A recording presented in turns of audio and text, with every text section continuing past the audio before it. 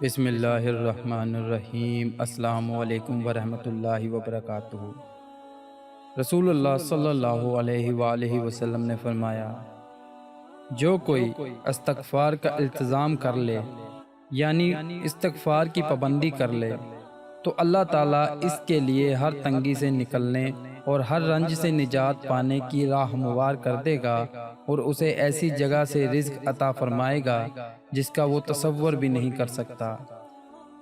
سنن ابو داؤد، حدیث نمبر 1518۔